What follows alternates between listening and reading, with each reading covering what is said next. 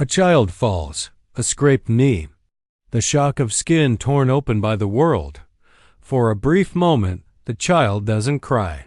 They just look at it, not with fear, but with awe. The wound glistens. It stings. It speaks. Then come the adults. With antiseptic, with distraction, with assurance. You're fine. It's nothing. Don't cry. But something is lost in that moment. Not just the blood, not just the skin. Something deeper, the invitation to feel, to listen, to learn from pain rather than erase it. You see, we're taught early that pain is a mistake, that it must be hidden, silenced, smothered under productivity, performance, or pills. We're trained to treat our suffering like a glitch in the system, instead of a message from the body, from the psyche, from the soul. But what if pain isn't the enemy? What if pain is intelligence, raw, primal, inconvenient truth? In every wound, there is a whisper, a quiet signal trying to break through the noise. It might say, something's wrong. Something's real. Something here needs your attention, but we don't listen. We scroll, we sedate. We smile on cue and keep moving. And this is where the fracture begins, not in the wound itself, but in the exile of it. The fracture between who we are and who we are forced to pretend to be. There's a quiet violence in how we handle pain. A cultural obsession with being okay, with being strong, composed, unbothered. We call it resilience. But too often, it's just repression dressed in strength's clothing. We don't heal. We hide. And in that hiding, something dangerous grows. The belief that our pain makes us weak, that our sadness makes us broken, that our rage makes us unstable. But let me ask you this. What if your greatest strength isn't what makes you shine, but what's trying to break you open? Think about it. Why do the most profound art, the most timeless philosophy, the most courageous acts so often come from those who've suffered deeply? It's because pain disrupts the performance. It strips away the roles we've rehearsed. It doesn't care about your image, your feed, or your brand. It wants something real from you. And maybe that's the point. Maybe. The wound exists not to destroy us, but to demand truth. It's there, in the silence of late-night tears. In the unease you can't name. In the ache that refuses to go away. That's the whisper. But in a world addicted to certainty, silence, and surface, whispers don't stand a chance. So we numb. We are distracted. We call it healing, but what we really mean is disappearing. We say, get over it, when maybe we should be getting under it, into it, listening to what the pain is trying to say before we suffocate it with shame. Because sometimes, the part of you that hurts is the only part still trying to wake you up. It's not the end of your strength.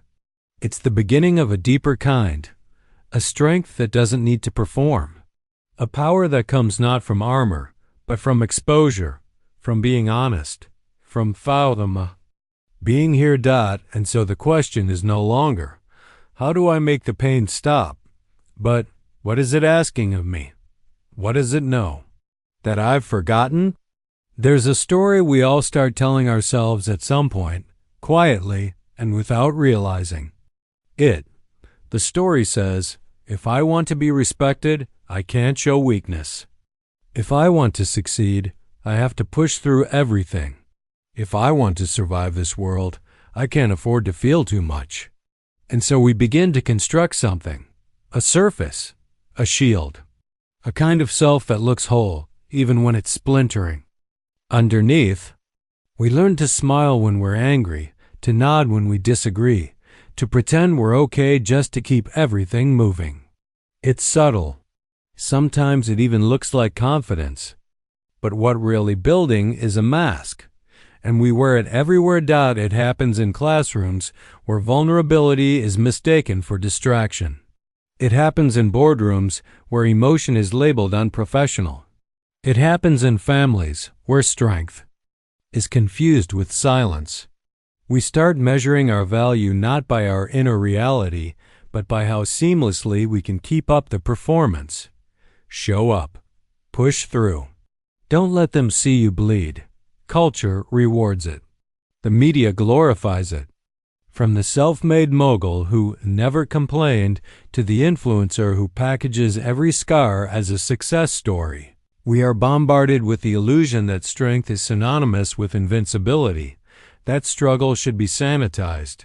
That breakdowns are only acceptable in hindsight once they've been converted into growth. But underneath it all, we're exhausted. Because real strength was never about pretending not to hurt.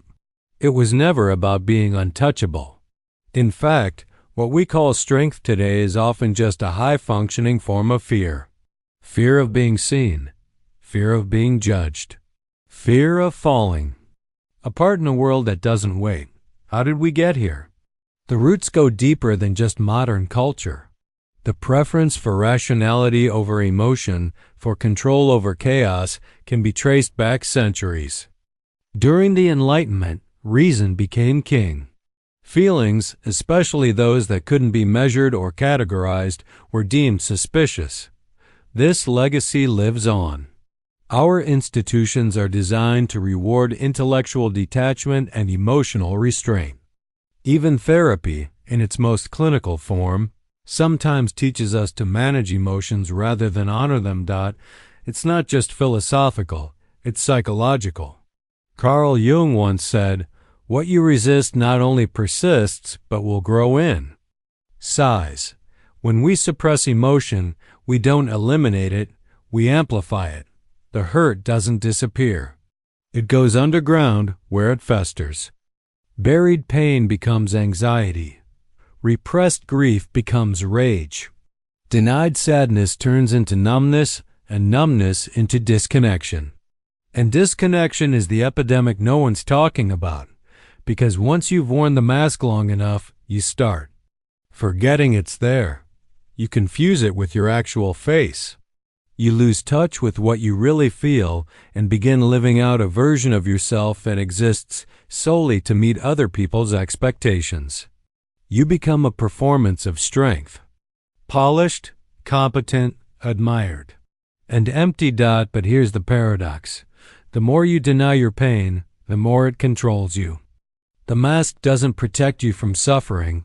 It just ensures you suffer alone, in silence, without language, without witnesses.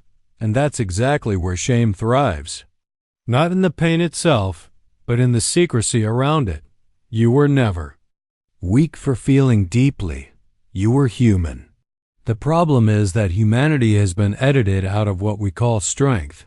And so, like ghosts in our own bodies, we move through life half present, half real. Performing functionality, hiding in plain sight, hoping no one looks too closely, hoping someone does, because behind every mask of strength is a silent hope. Please, let someone see me without it. This is the tragedy of the modern psyche. We've mistaken appearance for essence, efficiency for wholeness, survival for living. We've built a world that's fast, productive, optimized, and spiritually starving. And the irony? The mask we think protects us is the very thing preventing us from becoming who we truly are, because you cannot find your power in the parts of you you've banished. You cannot become whole while pretending you're already fine. And you cannot break free from what hurts you until you admit that it hurts. Real strength isn't sterile. It's not clean-cut or bulletproof. It's messy. It's tear-streaked. It's honest. And maybe, just maybe, the first act of true power is taking the mask off, even if your hands are shaking when you do it. There's a moment most people don't talk about. Not because it's rare, but because it's terrifying. It doesn't happen during the fall or even at the impact. It happens after, in the silence. When you've lost something, your job, your relationship, your purpose, your sense of identity, and the world keeps spinning as if your internal collapse doesn't matter. There, in that stillness, a question quietly echoes through the debris.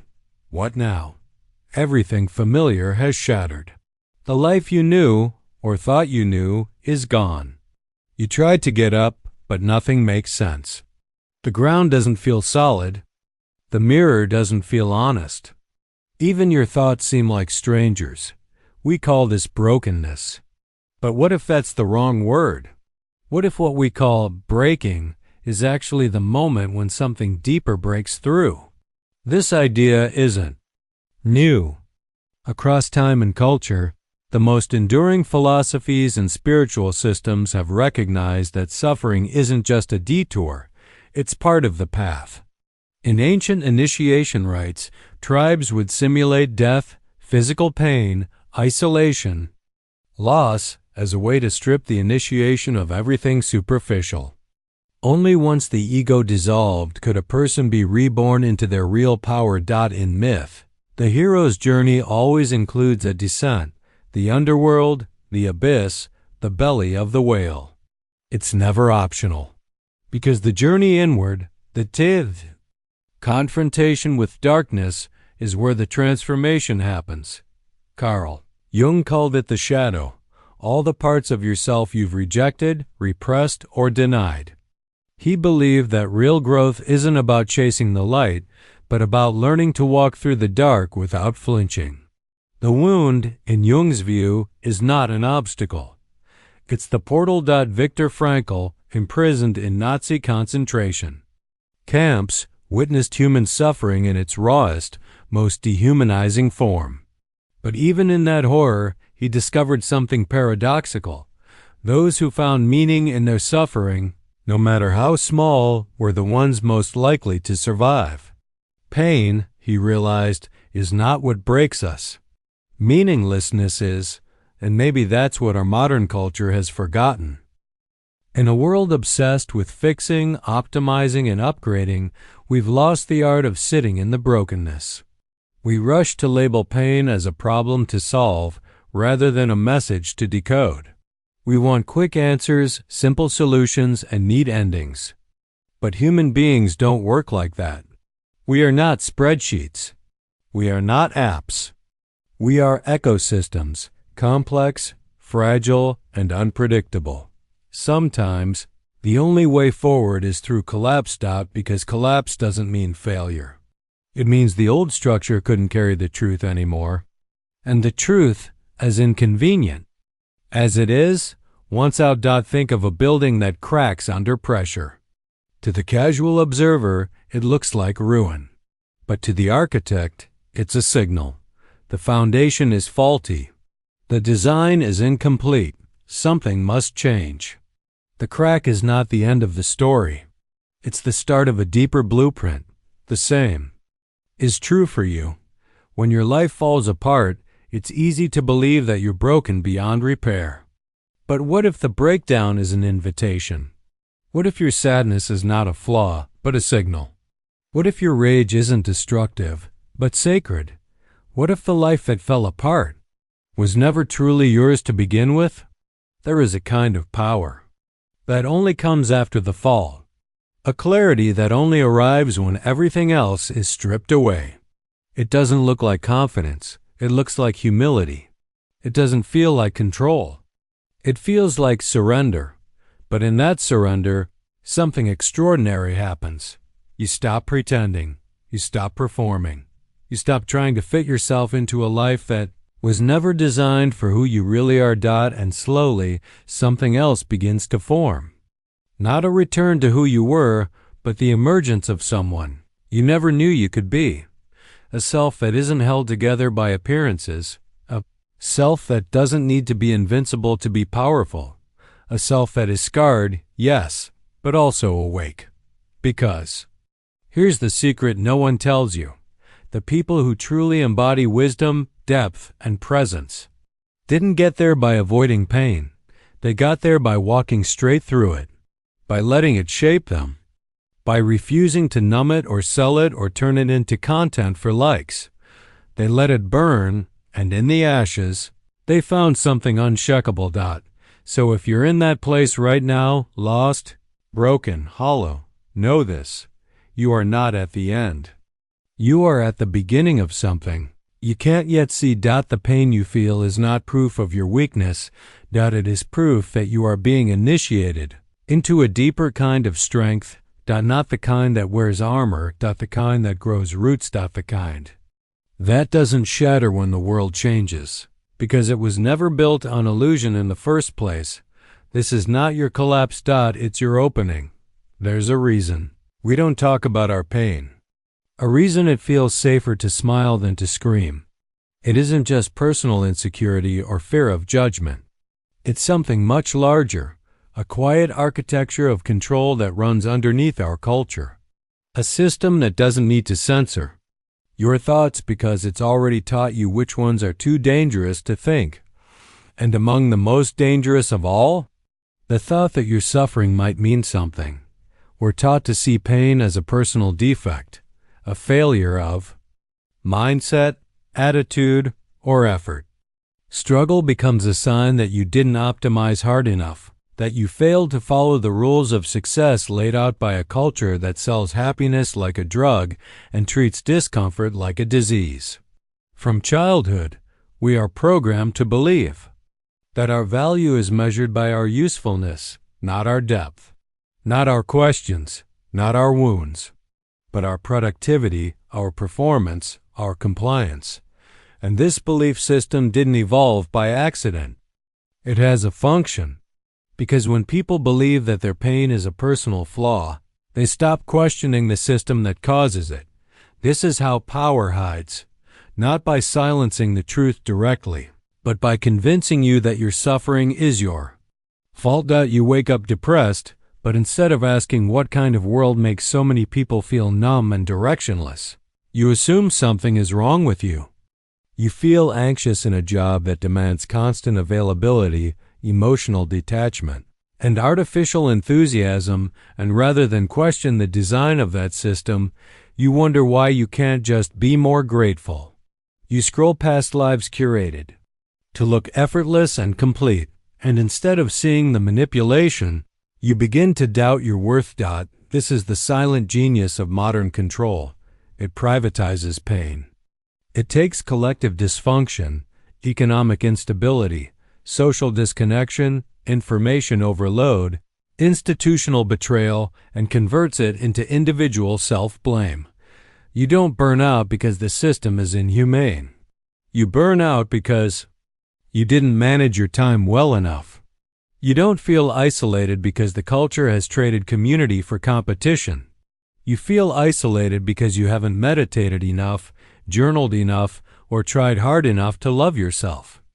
The system keeps functioning not because people are free, but because people have been trained to internalize the very forces that dehumanize them. And nowhere is this clearer than in the commodification of healing. Turn on your phone and the market will meet you with solutions. Apps, coaches, supplements, courses, programs, and pills, all promising to help you get back to your best self. But who decided what that best self looks like? And why does that self always seem to be cheerful, busy, and totally unaffected by the world's insanity? Because the ideal version of you that the system wants is not the one who asks hard questions or sits in grief or burns with untamed anger. It's the one who functions, the one who keeps going, the one who buys more, produces more, posts more, and resists less. And that's why shame is such a powerful tool. Shame isolates.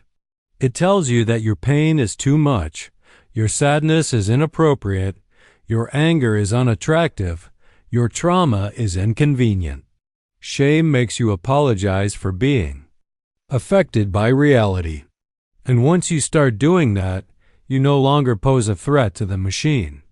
You become another cog, polished on the outside, fractured underneath. Michel Foucault called this internalized surveillance. The idea that modern systems of power don't need guards and cages anymore, because the most effective form of control is self-regulation. If the voice in your head is always asking, "What's wrong with me?" then you never have the energy or clarity to ask, "What's wrong with this world?"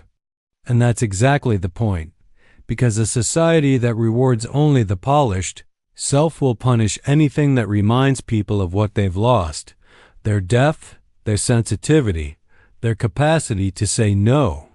Your pain, in this context, becomes dangerous, not because it makes you weak, but because it refuses to play along, because it threatens to expose the illusion that everything is fine, that success is meritocratic, that freedom is real, and that the system is working. But here's what they don't want you to realize. Your pain isn't proof that you're broken. It's proof that you're still human in a world trying to turn you into a product. Your ache for something more meaning, more connection, more honesty, isn't a defect. It's your resistance. Your pain might just be your last remaining link to something real. And yet, because we've all been conditioned to hide it, we walk around ashamed of the very thing that could set us free. We curate our lives, edit our words, shrink our emotions, all in service of a myth that the healthy human is the happy, functional, undisturbed one. But real health is something else entirely. It's not about how well you play the role. It's about how willing you are to step off the stage, to confront what's beneath the performance, to say, I'm hurting, and I refuse to be ashamed of it, because the moment you do that, something changes. You begin to see your pain not as a burden to be managed, but as a map, a guide, a disruption that points towards something bigger than self-optimization. And that's when the shame begins to dissolve. Because shame can only survive in silence. It can only feed on your isolation, your secrecy, your fear that you're alone in this. But you're not. You never were. You were simply taught to believe that the most human parts of you were liabilities when in fact, they are your access point to everything real, to love, to purpose, to rebellion, to truth. Because once you stop hiding your pain, you stop cooperating with the lie. And in a system built on silence, your honesty is a revolution. There comes point where the pain doesn't go away. You've tried ignoring it, suppressing it, even repackaging it as positivity. But it lingers. It haunts me. It refuses to be smoothed over with affirmations or made palatable by productivity. And in that moment, when you realize your pain won't obey the rules you were given, you're offered a choice. Keep running, or turn around and face it. Most people keep running, not because they're weak, but because they've never been taught another way. Pain, we're told, is something to move past, not something to learn from. We view it as interference in the signal of life, noise to be filtered out so the music of happiness can play uninterrupted. But what if pain isn't the noise? What if it's the message? In ancient alchemy, transformation didn't begin with gold. It began with the impure, the lead, the raw, the base. The alchemist's task was not to escape it, but to enter it fully, to burn it, to break it down, to dissolve the impurities, until something luminous emerged. And perhaps this is the forgotten art of being human, the ability to turn suffering into substance, to transmute what hurts into something that heals. Psychology echoes this. Post-traumatic growth is the term researchers use to describe what happens when people don't just recover from pain but become stronger, deeper, and more resilient because of it, not in spite of it, because of it. Studies have shown that many people who endure profound loss or trauma develop a clearer sense of meaning, a greater appreciation for life, deeper relationships, and a newfound capacity for empathy. But this doesn't happen automatically. It requires a confrontation with the wound, not as a problem to be solved, but as a teacher to be heard. Nietzsche, misunderstood by many as a prophet of cold strength, actually spoke of this deeply. His concept of the will to power wasn't about domination over others, it was about overcoming oneself. The real battlefield, he believed, was internal. And the person who could face their own despair without turning away was the person capable of real strength. One must still have chaos in oneself, he wrote, to be able to give birth to a dancing star. The wound is chaos. It's disorientation, grief, rage, guilt, fear, all the emotions we label as negative, but which are actually rich with information. Each one is a messenger. Each one contains a hidden instruction. But only if you're willing to listen, and listening isn't easy. It means sitting in the fire of what you'd rather avoid. It means feeling the full weight of what you've lost, the depth of what you fear, the truth of what you've denied. It means letting the pain strip away the illusions, the ones you clung to for safety, the ones you wore to be loved, the ones that let you believe you were in control. But something happens in that fire. You begin to see what remains when the performance collapses. You begin to meet yourself, not the version others demanded, but the one buried under years of compromise. And often, that self isn't shiny or certain. It's scarred. It's raw. It's unfinished. But it's real, and that realness is where power lives, because once you stop being afraid of your own depth, the world loses its power to shame you. You become harder to manipulate, not because you've hardened, but because you've integrated. You've metabolized the very thing they told you to hide, and now, instead of fearing it, you carry it. Not as a wound, but as wisdom. This is the true alchemy, turning what tried to destroy you into the foundation of who you've become. We see this in art, the most unforgettable music, literature, and film doesn't come from people untouched by pain. It comes from those who were shattered and rebuilt themselves in the wreckage. Their suffering gave them vision, not because it made them superior, but because it made them see. Pain sharpened their clarity, stripped their ego, and gave them something that cannot be faked. Presence. We see it in people, too, not the famous, but the ones quietly walking beside us every day. The friend who listens without judgment because they remember what silence felt like. The teacher who speaks softly because they know how loud the world already is. The stranger whose eyes carry an entire lifetime's worth of lessons in a single glance. These people don't glow because they've never been broken. They glow because they let the breaking carve out space for something greater. And so must we. Because pain is not a glitch. It's not a punishment. It's a crucible. And in that crucible, there's potential, not just for healing, but for awakening. You begin to realize that your suffering isn't just yours. It's ancestral, cultural, systemic. It connects you to others, to history, to the universal experience of being alive in a world that doesn't always make sense. And in that realization, a new kind of power emerges, one rooted not in dominance, but in depth. Not in perfection, but in presence. You're not trying to escape the wound anymore. You're learning to speak its language. You're not trying to get back to who you were. You're learning to become who you were meant to be. This is the invitation. Hidden inside every hurt, not to be saved from it, but to be shaped by it. To become something you could never have imagined without it. Not because pain is good, but because it's real. And the real is where transformation begins. There is a moment, quiet, often unnoticed, when a person stops asking for permission to feel. A moment when the search for external validation falters and something ancient rises in its place. Not rage, not defiance. Something older, more precise. The beginning of rebellion. Not rebellion against the world, but against the inner architecture that told you your pain made you weak. Against the voice that said, don't cry, don't question, don't speak. Rebellion begins not with protest signs or raised fists, but with a single, private decision. I will no longer abandon the parts of me that hurt. Society doesn't reward this kind of rebellion. It's invisible. It doesn't post well. It doesn't trend.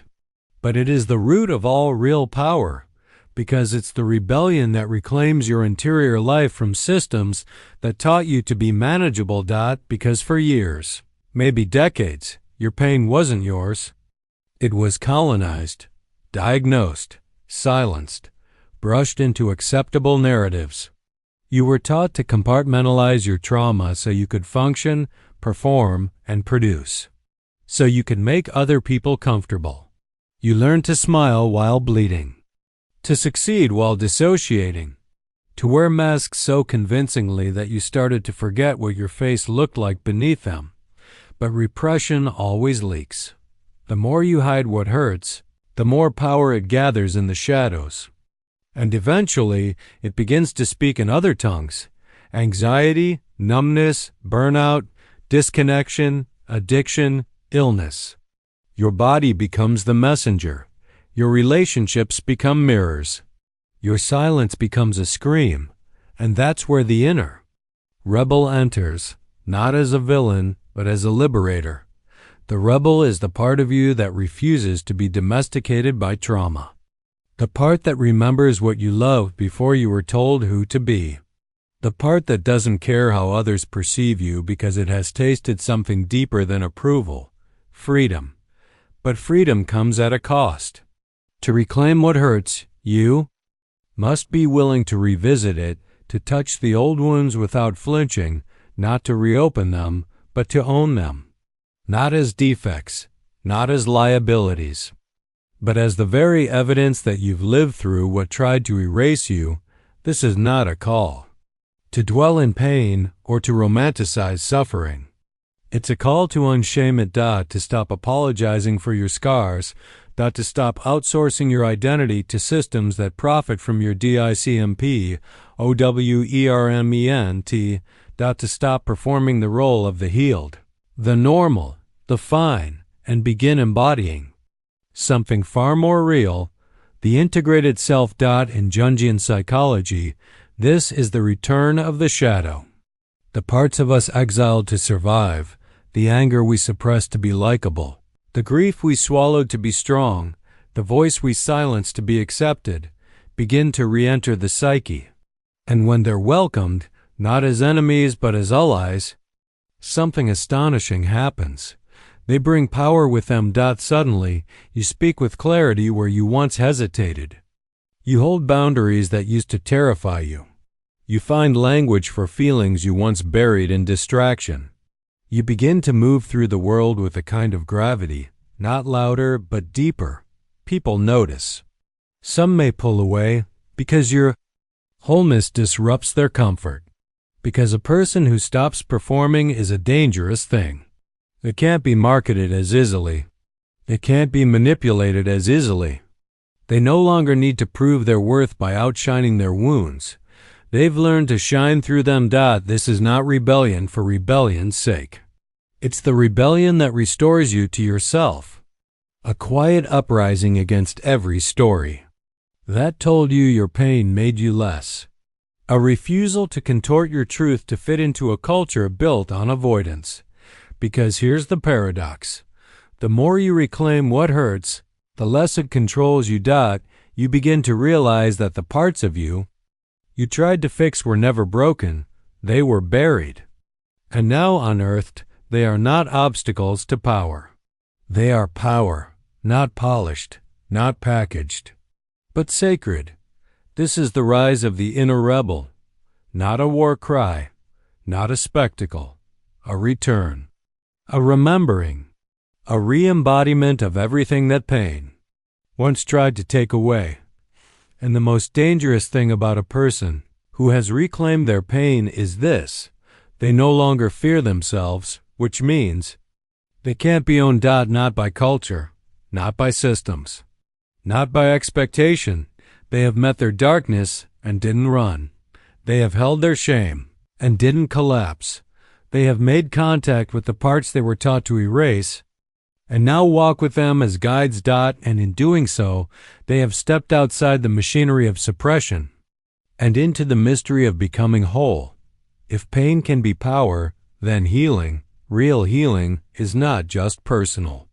It's political. We're told that healing is a self-care routine. That as yoga and tea and journaling apps. But there's a reason the deepest forms of healing rarely go viral. Because the moment you begin to excavate your pain and not just cope with it, you begin to question the very structures that created it. You begin to ask, why was I told to be silent? Who benefits when I suppress myself?